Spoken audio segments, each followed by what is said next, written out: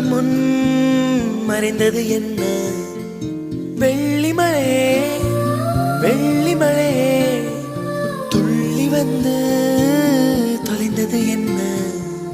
தாவணி மின்னல் சிதறி அடிக்க, மன்மத இடிகள் மனதில் இடிக்க, இளமை வயலில் காதல் முளைக்க, மறுமுறை மறுமுறை ஒருமுறை வருவாயா?